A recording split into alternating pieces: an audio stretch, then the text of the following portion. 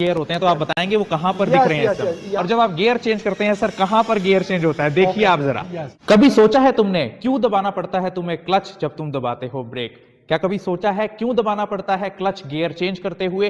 कैसे चेंज होता है गियर तुम्हारी गाड़ी में? कैसे रुकती है गाड़ी तुम्हारी ब्रेक लगाने से? जानेंगे आज, क्योंकि मैं आया हुआ हूं society for Ashok Leyland drivers training institute Garhi Padla Kaithal में, और मेरे साथ हैं राजवीर। और आप इस समय जो असेंबली देख रहे हैं इससे अभी आप अपने कैमरा स्क्रीन पर, जिसमें इंजन है, क्लच असेंबली है, गियर बॉक्स है, प्रोपेलर शाफ्ट है और पहिया हू बहू ये पूरा वो मॉडल जिससे आपकी गाड़ी चलती है या रुकती है। राजवीर जी क्या ये चलती भी है क्या? तो चलाइए ना प्लीज सर। तो देखिए आप इसको कैमरे पर आज इस इंजन को गाड़ी से बाहर चलता हुआ देख रहे हैं, और राजवीर जी से जानेंगे कि क्या पूरी साइंस है आपके ब्रेक के दौरान क्लच दबाने की। राजवीर जी मेरा पहला सवाल आपसे ये है कि क्या जरूरत पड़ती है ब्रेक के साथ क्लच दबाने की और क्यों, बताएं। तो अभी देख सकते हैं इंजन से पावर हासिल हुआ, क्लच असेंबली से पावर ट्रांसफर होता है गियर बॉक्स में ड्राइवर जरूरत के हिसाब से गियर सेलेक्ट करके देन गाड़ी को मार्च करता है, और गियर बॉक्स से ड्राइव प्रोपेलर शाफ्ट से डिफरेंशियल से हाफ शाफ्ट से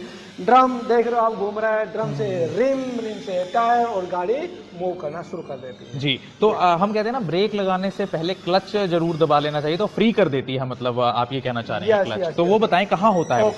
और यहाँ पर अगर देखें हम, जैसे ड्राइवर कल पैडल को ऑपरेट करता है, ये रिलीज बैरिंग है, देन रिलीज बैरिंग मूव करके ये टॉगल लीवर आ जाते हैं, टॉगल लीवर को अंदर की तरफ प्रेस करता है, टॉगल लीवर अंदर जाने से जो हमारा प्रेशर प्लेट है वो पीछे आ जाता है, प्रेशर प्लेट पीछे हटने से क्लच प्लेट का जो रिलेशन है फ्लाइंग से कट जाता है, जिससे इंजन की पावर केवल इंजन तक ही लिमिट कर जाती है, वो ट्रांसफर गियर बॉक्स में नहीं। जो मैं समझ पा रहा हूं कि गियर बॉक्स और इंजन को जोड़ने वाली जो असेंबली वो है क्लच असेंबली, और जब आप ब्रेक लगाते हैं तो इसको गियर बॉक्स से फ्री करने के लिए या दोबारा जोड़ने के लिए ही इस्तेमाल क्लच असेंबली का होता है। और जब आप क्लच दबाते या छोड़ते हैं तो ऐसे केस में ये देखिए, ये इंजन, ये गियर बॉक्स और ये क्लच असेंबली जब आप क्लच दबाते हैं तो इसको फ्री कर देती है गियर बॉक्स से, यानी इंजन अपना चलता रहता है लेकिन वो गियर बॉक्स तक उसकी पावर नहीं पहुंचती, और जैसे ही आप क्लच को छोड़ देते हैं दोबारा से क्लच प्लेट जाकर जुड़ जाती है गियर बॉक्स से। और जब आप गियर चेंज करते हैं सर कहां पर गियर चेंज होता है देखिए आप जरा। ड्राइवर गियर लीवर से जैसे गियर को सिलेक्ट करता है, देन ये आ जाता है सिलेक्टर मैकेनिज्म के माध्यम से शिफ्ट स्टार्ट 4 के द्वारा सेलेक्ट किए गए गियर के प्रोजेक्शन के साथ मैच हो जाती है, देन उसी गियर की ड्राइव को प्रोपेलर शाफ्ट के माध्यम से आगे पास होता है। सर अक्सर हमने देखा है कि इसमें 1 2 3 4 5 6 गियर होते हैं, तो आप बताएंगे वो कहां पर दिख रहे हैं सब? यहाँ पर देख सकते हो रिवर्स गियर आ जाता है, ये फर्स्ट गियर आ गया, second gear, third gear, fourth gear, fifth gear, then ये आ जाता है सिक्स्थ गियर, जो सबसे स्पीड में चलाती है। तो ये क्या फर्क हो जाता है कि जब हम 6th गियर पे ले जाते हैं तो गाड़ी तेज चलने लगती है, ऐसा क्या साइंस है यहाँ पर? यस, इसमें क्या होता है, जो गियर रेशो होता है 30 के आधार पर वो तैयार किए गए हैं।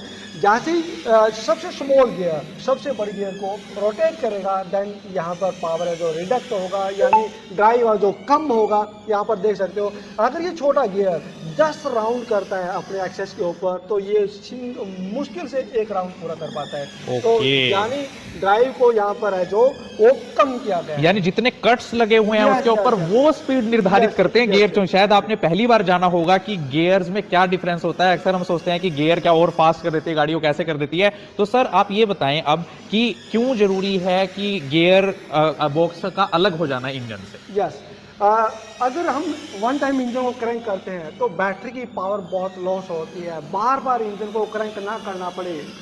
वन टाइम जब इंजन को क्रैंक करते हैं कंटिन्यू वर्किंग में रहे तो इस करके क्लच को हम दबा लेते हैं, ब्रेक अप्लाई करते हैं। अगर ब्रेक अप्लाई करने के साथ साथ क्लच को अप्लाई नहीं करते देन इंजन बार बार शट डाउन होता है। तो आप ये देखिए प्रोपेलर शाफ्ट जो अल्टीमेटली गियर बॉक्स से आपके इस डिफरेंशियल को जोड़ती है वो प्रोपेलर शाफ्ट है। तो बताएं सर ब्रेक कहाँ अप्लाई होती है और ब्रेक शूज जरा दिखाएं एक बार।